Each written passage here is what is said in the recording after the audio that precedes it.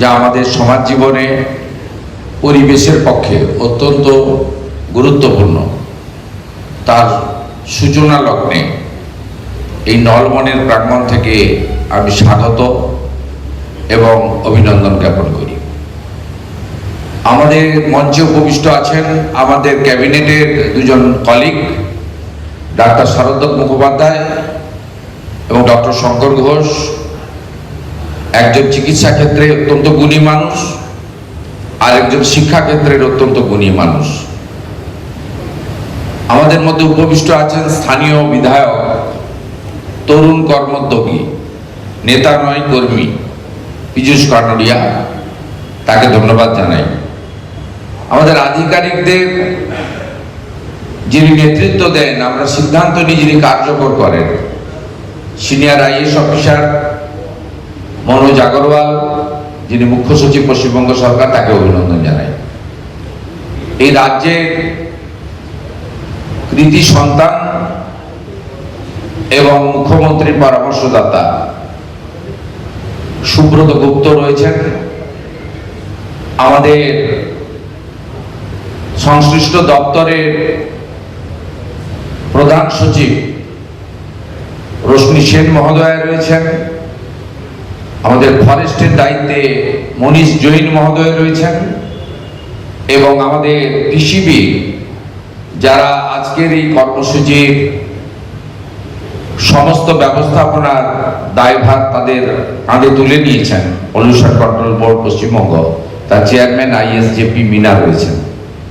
এর বাইরেও x MP মাননীয় লকেট চট্টোপাধ্যায় রয়েছেন, যিনি রাজ্য সরকারকে বিশেষভাবে এই কর্মসূচিতে সহযোগিতা করছেন, যাতে সরকারের সঙ্গে মানুষের মেলবন্ধন ঘটিয়ে আজকে শুধু এখানে নয়, এই ছোট্ট হলের মধ্যে নয়, গোটা রাজ্যে অন্তত 450 থেকে 500 জায়গায় একই সঙ্গে কর্মসূচি হচ্ছে। সমস্ত ব্লক ডেভেলপমেন্ট অফিসে, সমস্ত পৌরসভা কর্পোরেশনে, কলকাতা কর্পোরেশনের বোরোতে, মাননীয় ডিজিপির নেতৃত্বে সমস্ত থানাগুলিতে,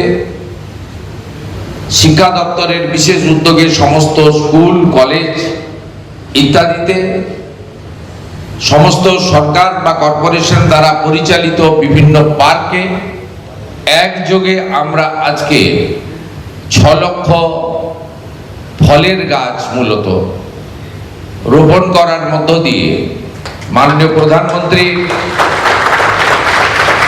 দিল্লিতে বুদ্ধ পার্কে বলেছিলেন, এই গাছটি আমার মায়ের নামে আমি লাগালাম। একটি গাছ মায়ের নামে আজকে গোটা রাজ্য জুড়ে এই কর্মসূচি পালিত হচ্ছে। আমরা শুধু আজকের দিনে গাছ লাগিয়ে বক্তৃতা করে আমাদের কার্য সমাপন করব না। আমাদের ভারত সরকারের সঙ্গে আলোচনার ভিত্তিতে এবং আমাদের পশ্চিমবঙ্গের পরিবেশ এবং গাছ সংক্রান্ত বিষয়ে আমাদের যে ঘাটতি ছিল তাকে পূরণ করে এই বর্ষে আমরা 1,10,00,000 গাছ লাগাবো এবং রক্ষণাবেক্ষণ করব। কারণ গাছ লাগালে শুধু হবে না, তাকে রক্ষণাবেক্ষণ করে বপিত চারাটি যাতে মহিরুহে পরিণত হয়, সে দায়িত্ব আমরা নেব। আজকের এই কর্মসূচিতে আমি বিশেষভাবে জনগণকে এগিয়ে আসার আহ্বান করব। আমার প্রিয় ছাত্রছাত্রীদের, তাদের বলবো, একটু আগেই মাননীয় মুখ্য সচিব বলেছেন যে পাঠ্যপুস্তকের সিলেবাস সংক্রান্ত জায়গায় আমরা নতুন করে মূল্যায়ন করব পরিবেশ এবং বৃক্ষরোপণ সংক্রান্ত বিষয়ে আমাদের কোমলমতি আগামী প্রজন্মের যারা ভবিষ্যৎ, তাদেরকে প্রাথমিক স্তর থেকে, স্কুল স্তর থেকেই আমরা যাতে উপযুক্তভাবে তৈরি করতে পারি, সেই বিষয়ে আমরা আগামী দিনে আমাদের সিলেবাসে যেটুকু আছে তার ব্যাপ্তি আরো বৃদ্ধি করব। এটা একটু আগেই মাননীয় CS মহোদয় বলেছেন, এটা আমাদের গভর্নমেন্টের কথা। এর বাইরে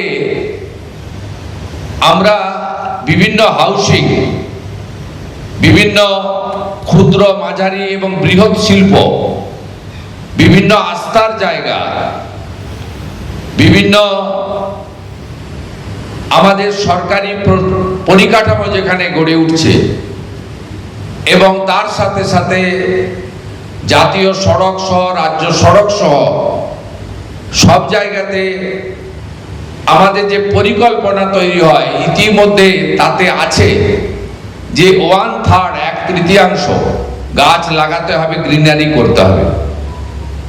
কিন্তু আপনি যদি আকাশপথে এই সিটি অফ জয়, বৃহত্তর কলকাতা, শুধু কলকাতা কর্পোরেশন এলাকা নয়, এখন বৃহত্তর কলকাতা বা কেএমডিএ এলাকা, এদিকে আপনার বারাসাত থেকে শুরু করে ওদিকে সোনারপুর বারুইপুর পর্যন্ত, সঙ্গে হুগলি নদীর তীরবর্তী এপার ওপারের শহরগুলো যদি দেখেন,